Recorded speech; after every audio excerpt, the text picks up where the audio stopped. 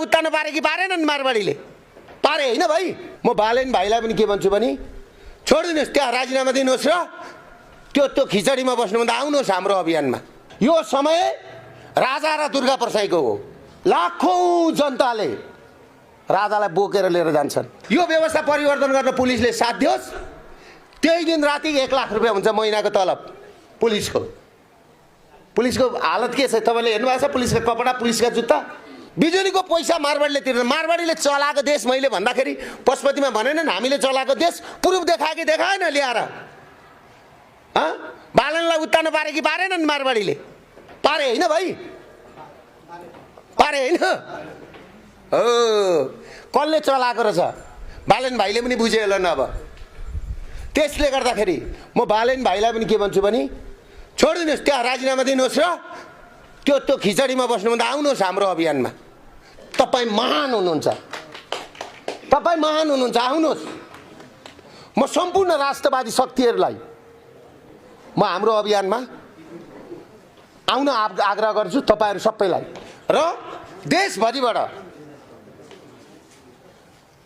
मलाई गाडी पठाइदिए त्यो होइन, स्वतः स्फूर्त रूपमा राजाको स्वागतमा काठमाडौँ उपत्यकामा भएका सबै दोकानहरू बन्द गरेर त्यो दिन सबै व्यापारीहरू, अब बिर्सिनुहोस् काङ्ग्रेस, अब बिर्सिनुहोस् एमाले, यो समय राजा र दुर्गा प्रसाईको हो। यो समय यो कुरामा क्लियर हुँदा हुन्छ। ट्रम्पले भनिसक्नुभयो फ्रड हो।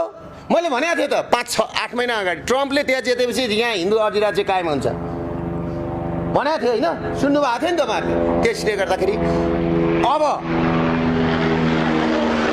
हाम्रा 3 लाखभन्दा बढी ब्ल्याकलिस्टमा परेका साथीहरू रहेछन्। ब्ल्याकलिस्टमा है, ती 3 लाख परिवारै यहाँ आउनुहोस् त्यो दिन। हामी शक्ति प्रदर्शन गरौँ। र म नेताहरूलाई के भन्छु भने राजाले जसरी रक्तपातविहीन दरबार छोडेको थियो, तिमीहरूले पनि रक्तपातविहीन बालुवाटार र सिंहदरबार छोड, खाली गर। यो मेरो तिमीहरूलाई चुनौती हो। हिजो राजाले रक्तपातविहीन छोडेको थियो नि, म तिमीहरूलाई के भन्छु भने तिमीहरूले पनि रक्तपातविहीन तिमीहरूले गर्न सकेनौ, तिमीहरू असफल भयौ। त्यस कारणले गर्दाखेरि सर्लक्कसितले छोड।